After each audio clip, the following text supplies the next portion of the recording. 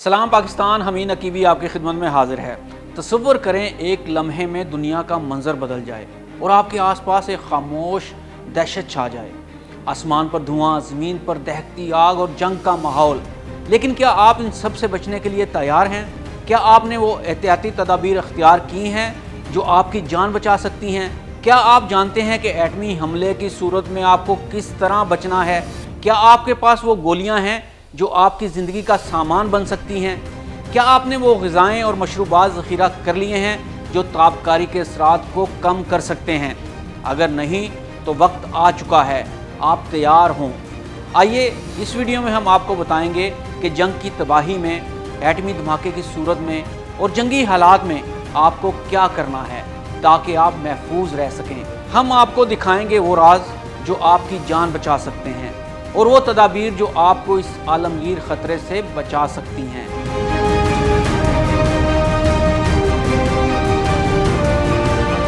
तो दोस्तों, फ़र्ज़ करें एक ज़ोरदार धमाका होता है और एटमी बम फट जाता है, ज़मीन लरज़ जाती है, आसमान स्याह हो गया है, शहर जल रहा है और आप जिंदा हैं।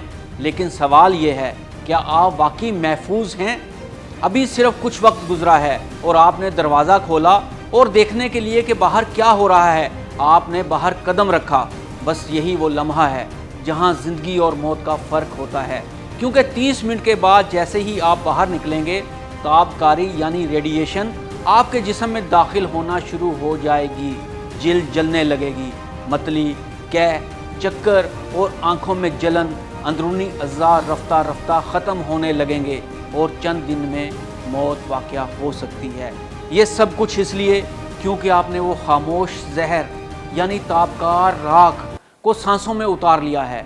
एटम बम सिर्फ एक लम्हे में नहीं मारता, ये आहिस्ता आहिस्ता अंदर से जलाकर मारता है। क्यों कहा जाता है कि 72 घंटे घर से बाहर ना निकलें? एटम बम के बाद ताबकारी की शिद्दत पहले घंटे में सबसे ज़्यादा होती है, अगले 7 घंटों में ये 10 गुना कम हो जाती है। 48 से 72 घंटों में ताबकारी खतरनाक लेकिन कम मोहलक हो जाती है। 7 दिन के बाद बाहर निकलने की इजाज़त निस्बतन महफूज समझी जाती है, अगर हुकूमत क्लियरेंस दे तो। अब सवाल यह है कि खुद को कैसे बचाएं, चाहे जंग हो, बमबारी हो या एटमी हमला।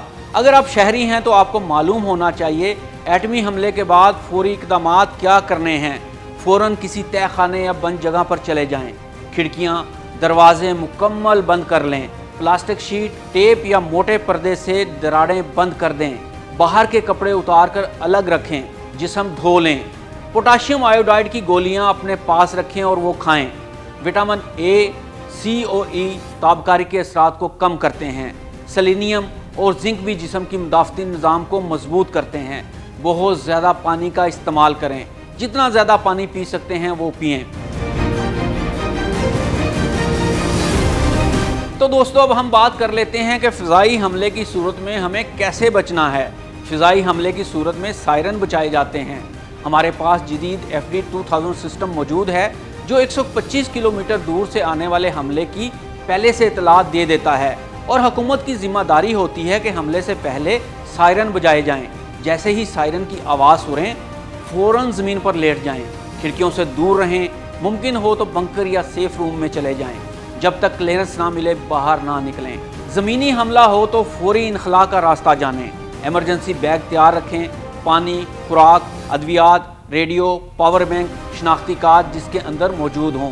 करीबी महफूज इमारत या स्कूल की मालूमात भी पहले से अपने पास रखें। बच्चों और बड़ों को तरबियत दें कि एमरजेंसी में क्या करना है और अगर मुमकिन हो तो जंग से पहले ये हिफाजती इक़दामात कर लें।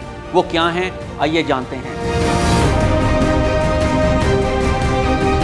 मोहल्ले में वार्निंग सिस्टम बनाएं।